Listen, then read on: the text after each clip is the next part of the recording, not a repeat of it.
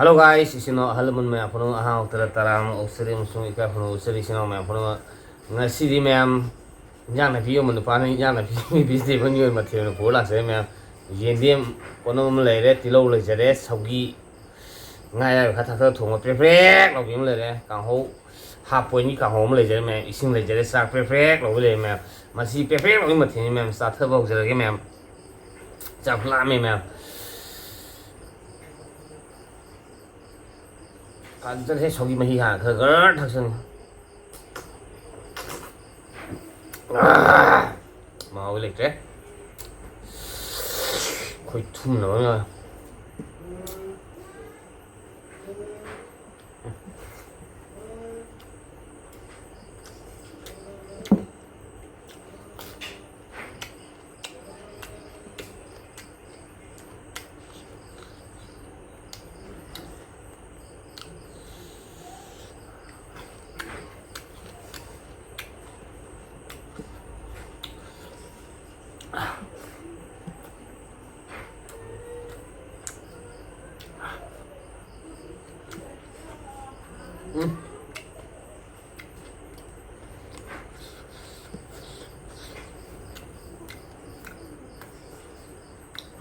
anh sai bây giờ đi nhưng mà đấy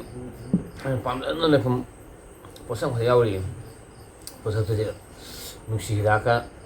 mình làm gì chúng ta cũng ao gì chẳng phạm giờ ai tệ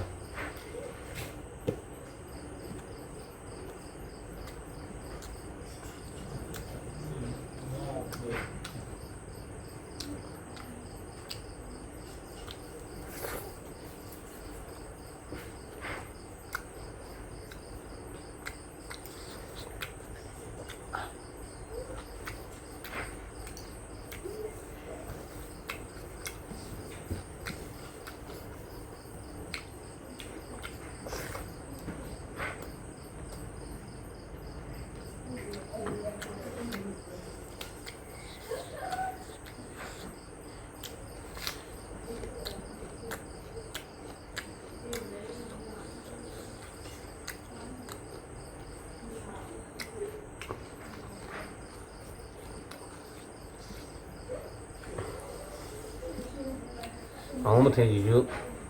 rồi sang bên này nó chỉ ta hấp dẫn lấy một thì hấp dẫn lấy bắp sữa hấp dẫn lấy alu hấp dẫn lấy hầu như là thế hầu hả là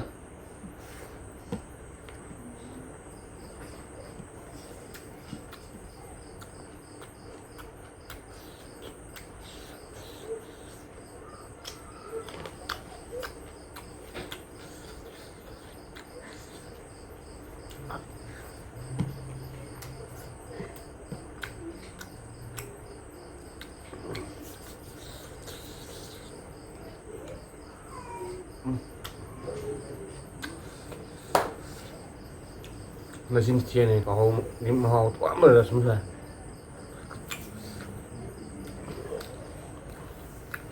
chan phía hơn thùng đấy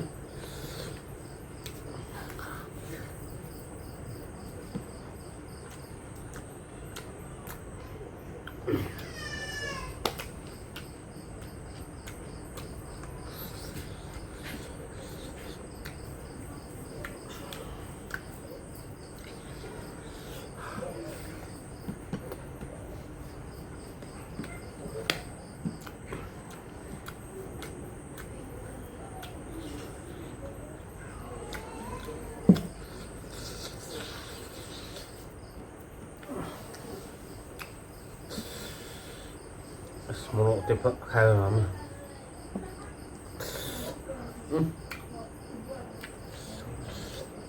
trên điểm rồi đó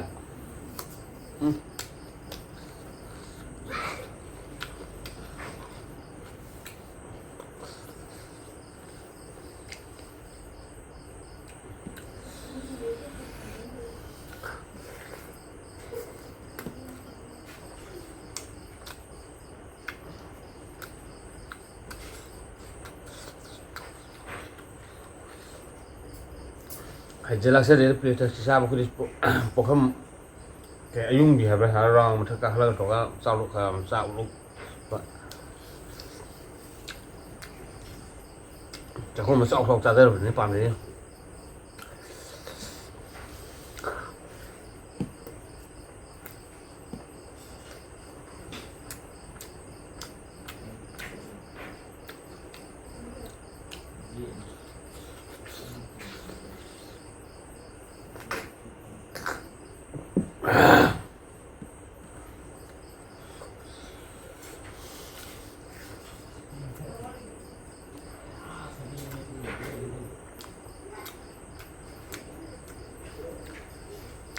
우묵 그러면 무시 ngồi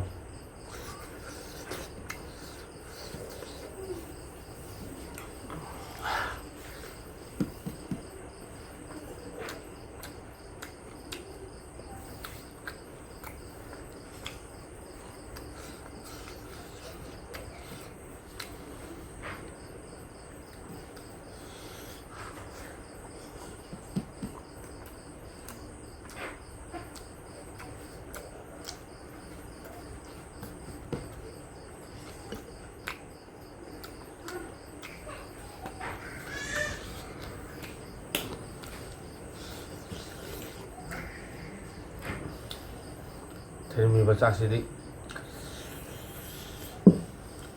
레몬을 같이 롤롤 샤야 봐. 맛이 마티가 조금씩 아이는 밤도 마티 남도라서 ям 시바 아마니 가이 아우리 맛이 레 마음에 야데 롤 달라가 마토 빵 보라게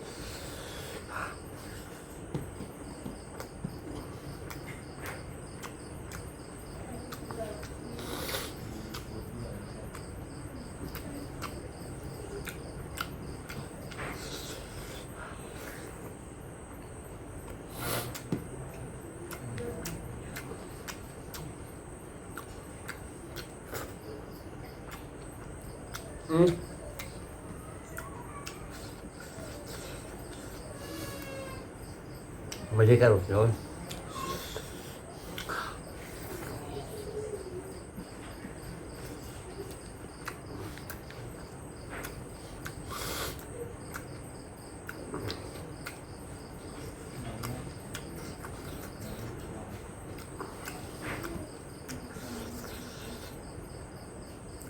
một xem ngọc dơ mềm mà đuôi được không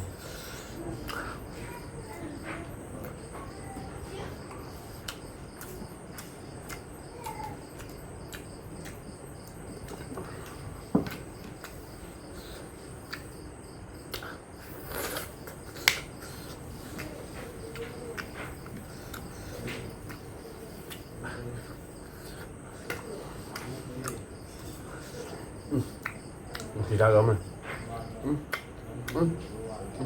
ăn đâu 맛있으면 그냥